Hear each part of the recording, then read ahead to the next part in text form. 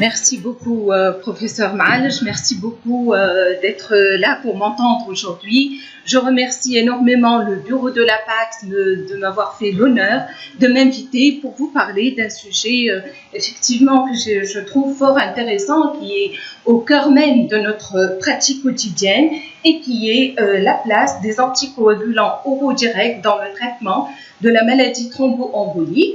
Et on me demande de répondre à la question: faut-il changer nos conduites pratiques?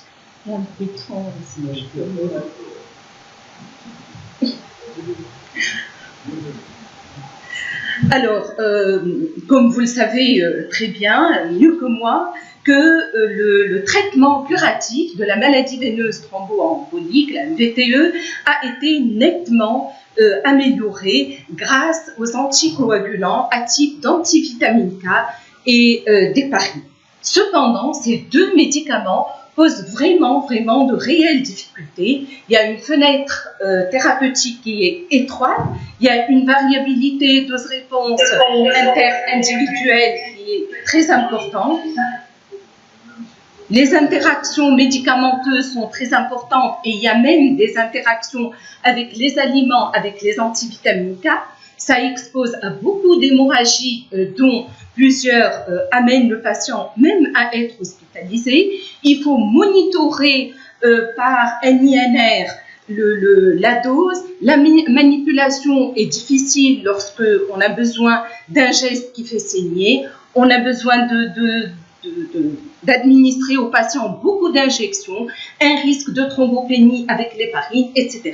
Et c'est pour ça qu'il fallait qu'un succès d'année naisse, et c'est comme ça que les anticoagulants oraux directs sont nés afin de pallier à ces inconvénients, et la première AMM est née en 2010. Deux classes thérapeutiques ont vu le jour, c'est les inhibiteurs du facteur 10A, le rivaroxaban, l'apixaban, l'édoxaban et le pétrixaban, et un inhibiteur direct de la thrombine, le dabigatran. En Tunisie, nous disposons du rivaroxaban et de l'apixaban, et c'est pour ça que j'axerai ma conférence essentiellement sur ces deux molécules. Alors, cependant, tout ça est bien beau, cependant, l'anticoagulant idéal doit en plus être sécurisant et plus efficace que les anticoagulants précédents. Et c'est pour ça qu'on se pose justement aujourd'hui la question: doit-on, au vu de tout cela, changer ou pas nos pratiques pour traiter la maladie veineuse thromboembolique? Doit-on passer ou pas à la prescription des anticoagulants oraux directs? Alors, le tout a commencé en 2010 avec cette étude publiée dans le New England Journal of Medicine. C'était l'étude Einstein qui a comparé le rivaroxaban versus un traitement conventionnel et puis versus le placebo en traitement prolongé. Donc, c'était une étude à grande échelle, 3449 patients, une étude ouverte, randomisée de non-infériorité, qui a comparé le rivaroxaban versus l'héparine de bas poids moléculaire, puis en relais donc avec les antivitamines K, et en parallèle une étude qui a continué le traitement. C'est une étude en double aveugle, randomisée de supériorité cette fois-ci, et qui a comparé le fait d'administrer du rivaroxaban seul versus ne rien administrer, et ce en prolongation, c'est-à-dire 6 à 12 mois additionnels par rapport aux 6 mois de traitement de la maladie veineuse thromboembolique. Cette étude a montré que pour la récidive de la thrombose, le rivaroxaban a montré une récurrence, une récidive moindre par rapport au traitement conventionnel, et donc il n'était pas inférieur, et le P est très significatif. Concernant le bénéfice clinique net avec récidive de la maladie thrombotique et risque majeur, là aussi, il y avait une non-infériorité du rivaroxaban par rapport au traitement conventionnel, et le fait de traiter par AOD ou de traiter de manière conventionnelle faisait la même chose concernant la sécurité, concernant le risque de saignement majeur et de saignement non majeur, mais cliniquement significatif. Alors, quant à l'étude qui a exploré l'efficacité et la sécurité du rivaroxaban par rapport au fait de ne rien donner, là aussi, c'est une étude de supériorité. Elle a montré la supériorité du rivaroxaban par rapport au fait de ne rien administrer avec un hazard ratio qui est important, 0,18, et en matière de sécurité, par contre, le saignement non majeur, mais cliniquement significatif, s'est vu plus avec le rivaroxaban, 6% des cas, versus 1,2% des cas uniquement avec un P très significatif. Par contre, en matière de saignement majeur, les deux moyens faisaient la même chose. Alors, la seconde grande étude, publiée 3 ans après, toujours dans le même journal, a concerné cette fois-ci la deuxième molécule dont nous disposons et qui est l'apixaban. C'est l'étude Amplify, randomisée en double aveugle. C'était beaucoup de centres, 358 centres dans 28 pays, 5395 patients, et ils ont comparé l'apixaban par rapport au traitement conventionnel qui était l'inoxaparine puis la warfarine pendant 6 mois.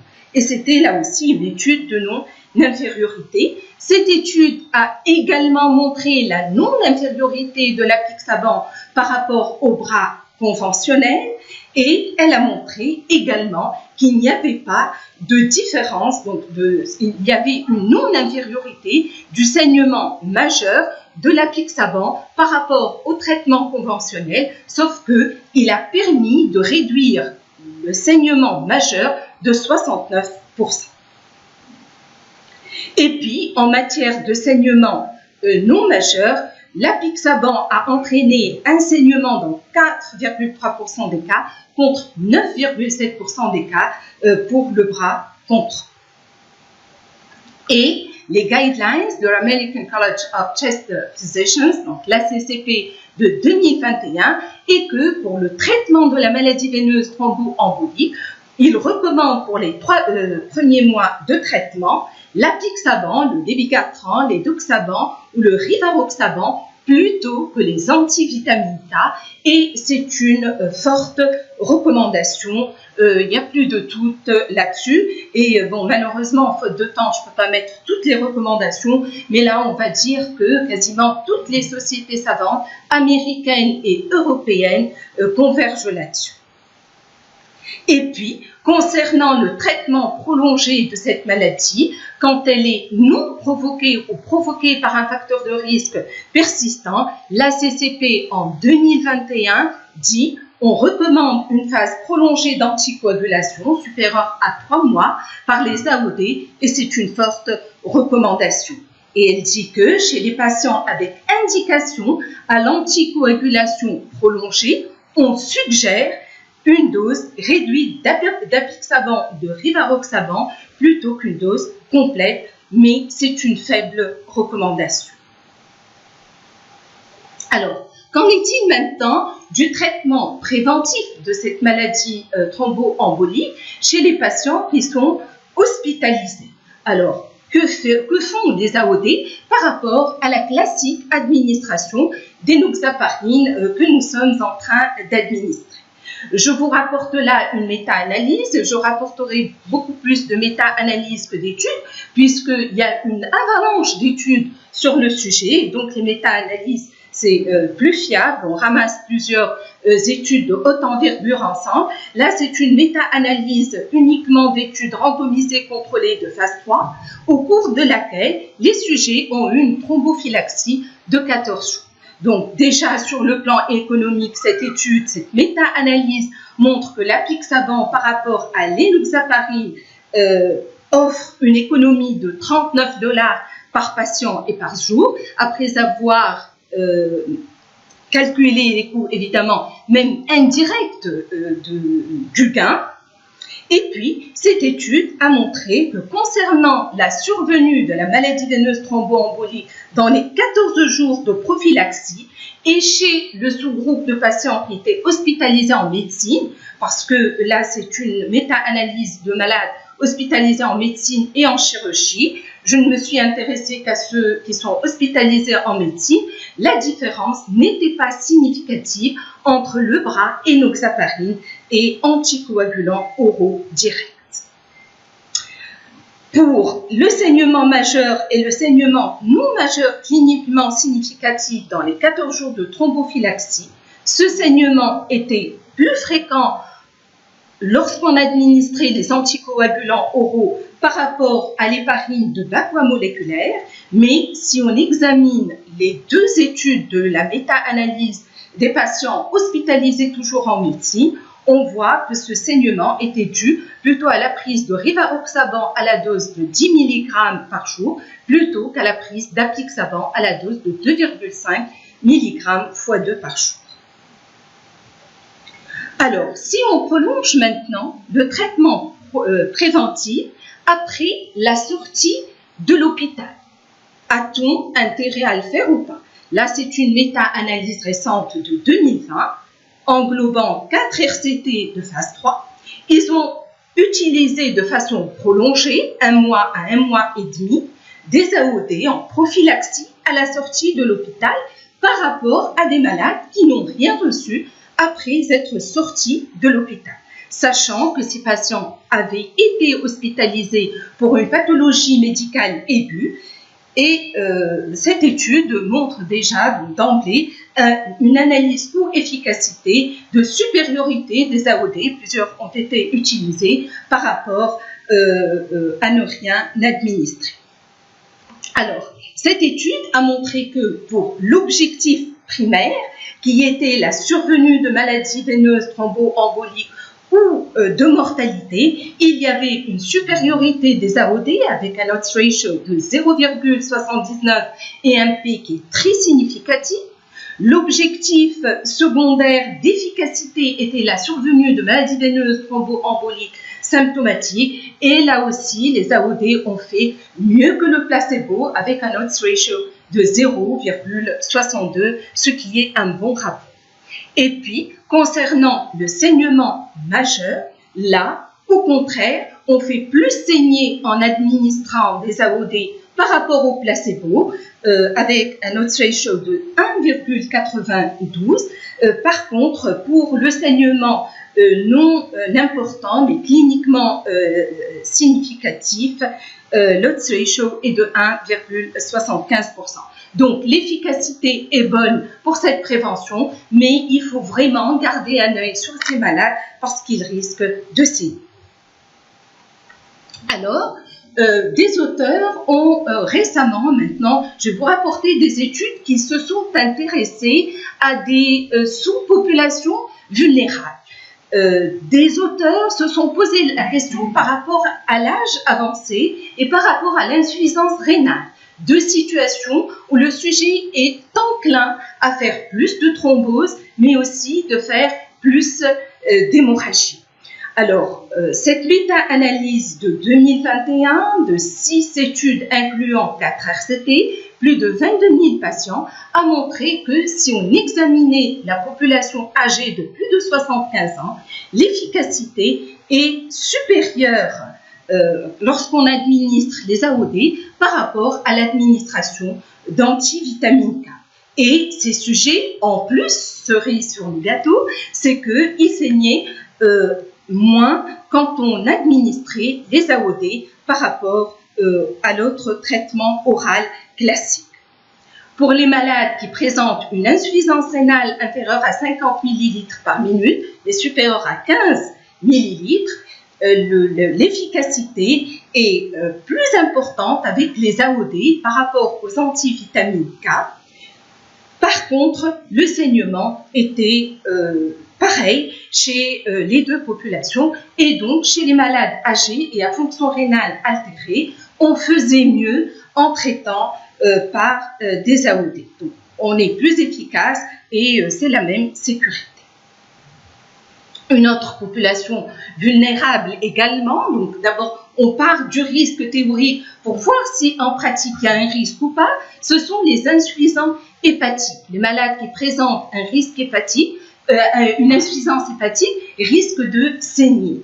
Et cette méta-analyse qui date de quelques mois a montré que ce risque n'était que théorique. Le saignement majeur était moindre avec les AOD par rapport aux antivitamines K, et également, quand on regarde tout saignement confondu, là aussi, c'est plus sécurisant en administrant les AOD.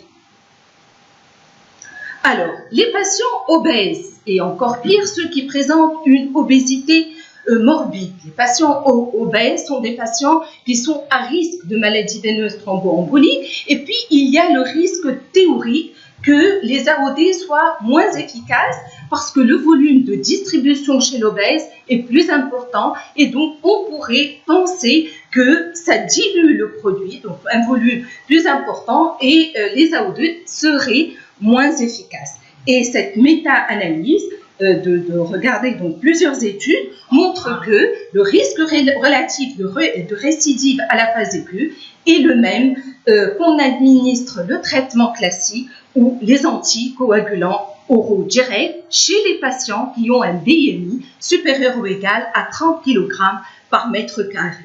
Et ceci est encore vrai même quand on examine la sous-population des malades qui ont une obésité morbide, c'est-à-dire de plus de 40 kg par mètre carré.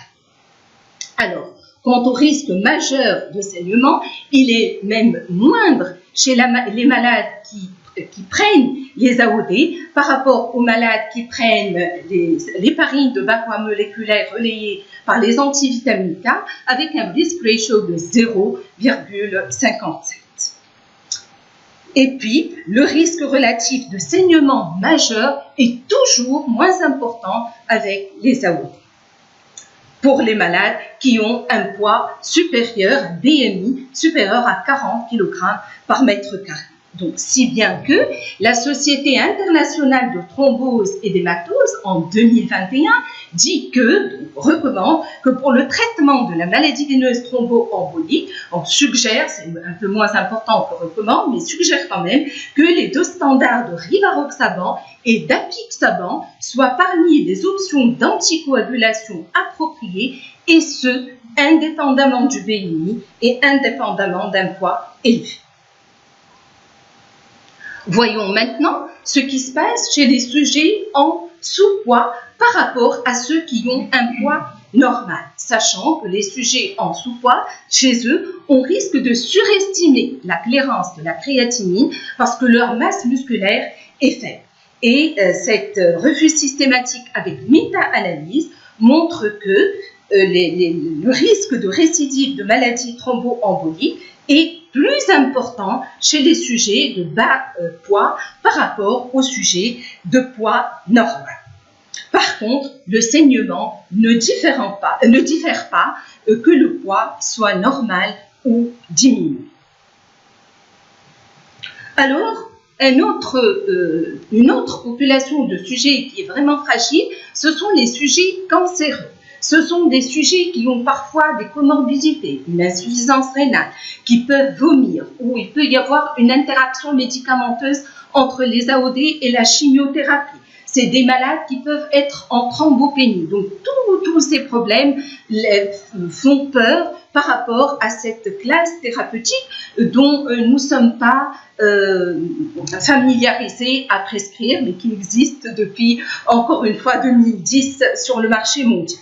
Alors, pour le traitement curatif de la maladie, la CCP de 2021 recommande un inhibiteur du 10A oral, apixaban ou rivaroxaban notamment, plutôt qu'une HBPM pour les phases d'initiation et de traitement. Et ceci est une recommandation forte. Et la CCP fait la remarque que l'édoxaban et le rivaroxaban sont à plus haut risque de saignement gastro-intestinal majeur par rapport aux HPPM, et ce, chez les patients atteints d'un cancer gastro-intestinal de la lumière digestive, alors que l'apixaban ne l'est pas. L'apixaban et les HPPM pourraient donc être, dans ce cas, l'option préférée, c'est-à-dire en cas de cancer de la lumière digestive.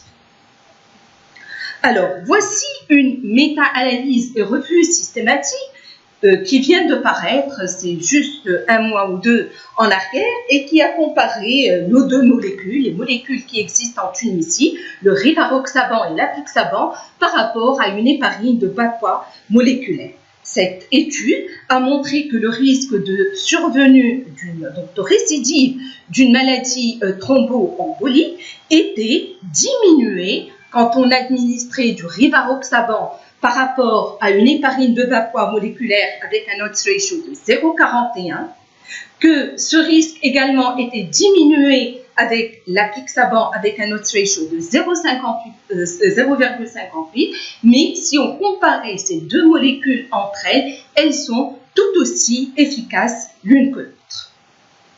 Concernant le risque de saignement majeur, le rivaroxaban entraîne un risque supérieur aux héparines de bas poids moléculaire avec un OR de 1,93 et l'apixaban, au contraire, diminue le risque de saignement majeur. Mais là encore, si on compare les deux molécules, elles font pareil. Concernant le risque non majeur, le rivaroxaban va entraîner un risque beaucoup plus élevé, un odds ratio de 4,09. L'apixaban aussi augmente ce risque, mais c'est le rivaroxaban qui augmente ce risque plus que ne l'augmente l'apixaban. Alors, les guidelines de l'International Initiative on Thrombosis and Cancer de 2019 disent que la prophylaxie primaire par un AOD, rivaroxaban ou apixaban, est recommandée chez les patients en ambulatoire recevant une thérapie anticancéreuse, par contre, systémique et à risque intermédiaire ou élevé de maladies veineuses thromboemboliques. Et donc c'est recommandé, mais pas tout venant. Et on recommande une prophylaxie par HBPM au fond d'appareillus ou avec héparine non fractionnée chez les patients hospitalisés ayant un risque et une mobilité réduite. Dans ce cas, ils disent que les AOD ne sont pas recommandés de routine. Alors, un petit mot sur le syndrome des antiphospholipides, qui est un syndrome qui est thrombogène, qui est très thrombogène. Il peut se compliquer du syndrome catastrophique des antiphospholipides, qui est de très très mauvais pronostic. Et là, la CCP et plusieurs sociétés savantes d'ailleurs disent qu'ils suggèrent un antivitamine K plutôt qu'un AOD à la phase, durant la phase de traitement, mais c'est une faible recommandation. Et là, il y a des méta-analyses récentes, il y a une en 2018 et une en 2021 qui montrent que, en fait, si on élimine les patients qui ont déjà fait une thrombose artérielle, les anticoagulants oraux directs feraient mieux que le traitement conventionnel. Donc, ces données sont biaisées par le fait qu'on ait mis tous les malades dans le même sac. Alors, qu'en est-il maintenant du Covid ? Alors, pour le traitement préventif de la maladie veineuse thromboembolique en ambulatoire, donc le Covid est une maladie là aussi qui est très thrombogène, alors l'INEAS en 2021 dit que pour les patients à haut risque thromboembolique et à faible risque hémorragique, les AOD pourraient être prescrits, mais s'il n'est pas possible de prescrire une héparine de bas poids moléculaire. Le traitement préventif chez les patients hospitalisés, la National Institute of Health, la NIH, qui est une institution américaine, vient de décréter, il y a juste même pas un mois, le fait que les HPPM ou l'HLN sont par contre préférés par rapport aux AOD. Donc là, pour le Covid, on a un peu des recommandations parfois qui ne convergent pas, je pense, parce que la maladie est encore récente et qu'on n'a pas encore assez de recul. Alors, pour le traitement maintenant préventif prolongé après la sortie de l'hôpital, il y a une petite nuance entre deux organismes, deux sociétés américaines. La CCP en 2020 dit qu'on recommande une thrombophylaxie à l'hôpital uniquement plutôt qu'une prophylaxie à l'hôpital plus une prophylaxie prolongée après la sortie de l'hôpital. Par contre, la NIH, il n'y a même pas un mois, dit on recommande contre la continuation de routine en prophylaxie, mais elle rajoute une note pour dire que les patients à risque élevé de maladies veineuses thromboemboliques, pour eux, on recommande une prophylaxie prolongée qui peut être considérée avec le même protocole que chez les patients qui ne sont pas atteints du Covid. Et pour ce faire, je vais juste pour un peu trancher peut-être entre ces deux recommandations, je vous rapporte une étude qui vient de sortir dans un journal très respectueux, le Lancet. C'est une étude randomisée contrôlée, multicentrique. Les patients étaient à risque élevé de maladies veineuses thromboemboliques et à la sortie de l'hôpital, ils ont eu soit du rivaroxaban, soit du placebo pendant 35 jours. Et durant l'hospitalisation, tous les malades ont reçu de la prophylaxie par héparine. Alors, cette étude a montré que les patients n'avaient pas saigné de façon majeure, qu'ils aient eu du rivaroxaban ou qu'ils n'aient rien eu, et le risque de saignement non important, non grave, était non statistiquement significatif entre le bras rivaroxaban et le bras contrôle.